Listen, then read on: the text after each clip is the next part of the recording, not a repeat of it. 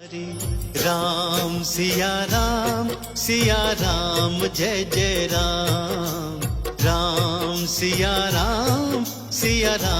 भारत के मध्य प्रदेश के निमाड़ क्षेत्र के भत्यान में स्थित आध्यात्मिक गुरु श्री सियाराम बाबा का 11 दिसंबर 2024 को मोक्षदा एकादशी के दिन देवलोक गमन हो गया है। आज के कलयुग में जहाँ 100 वर्षों का जीवन यापन करना बहुत बड़ी बात है, सियाराम बाबा की आयु लगभग 109 वर्ष बताई जाती है। सियाराम बाबा शरीर से तो चले गए हैं, किंतु उनकी कृपा युगों युगों तक भारत की धरती पर बरसती रहेगी। आप प्रातः वंदनीय, पूजनीय, जगत वंदनीय हैं। सियाराम बाबा के रूप में देवी सत्ता माँ नर्मदा के मानस पुत्र भारत भूमि के ओज तेज आध्यात्मिक निधि के चरणों में मेरा कोटि कोटि प्रणाम है। ऐसी मान्यता है कि माँ नर्मदा साक्षात उनसे वार्ता किया करती थी।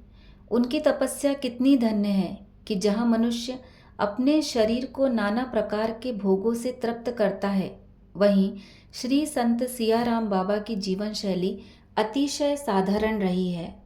ऐसे महापुरुष भारत भूमि पर बार बार प्रकट होकर इसे कृत कृत करें। यह धरा ऐसे ही महापुरुषों के पुण्यों के प्रताप से स्थित है। आइए सियाराम बाबा के बारे में कुछ महत्वपूर्ण और रोचक तथ्य आपसे साझा करती हूँ। सियाराम बाबा की आध्यात्मिक यात्रा बचपन से ही शुरू हो गई थी। उन्हें सन 1962 के लगभग में भत्यान में स्थित नर्मदा के पावन तट पर पाया गया था। वे आश्रम में रहते हुए गरीबों को खाना, रहवास, शिक्षा प्रदान किया करते थे। उन्होंने ज़रूरतमंदों की जीवन शैली में सकारात्मक परिवर्तन किए हैं और अपना योगदान दिया है। माँ नर्मदा के प्रति उनका लगाव बहुत गहरा था। वे भगवान शिव की आराधना करते थे और हनुमान जी के परम भक्त थे। गौ सेवा एवं गो भक्ति उनका परम ध्येय था।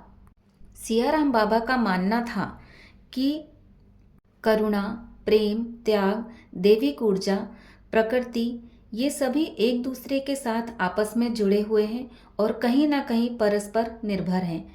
यही संदेश वे अपने भक्तों को दिया करते थे। सियाराम बाबा अपनी आध्यात्मिक ऊर्जा के माध्यम से दोनों हाथों को जोड़कर दीप प्रज्वलित करते थे। उनका यह चमत्कार दूर दूर से देखने लोग आते थे। श्री सियाराम बाबा ने लगभग 12 वर्षों तक मौन रहकर तपस्या की है, जिसे मौनी व्रत के नाम से जाना जाता है। व्रत के पारायण के उपरांत उनके श्रीमुख से पहला शब्द सियाराम निकला था। तभी से उनका नाम सियाराम बाबा के नाम से पूरे भारत में विख्यात हुआ। सियाराम बाबा लगभग 21 घंटों तक बिना चश्मे के श्री रामचरितमानस का पाठ किया करते थे।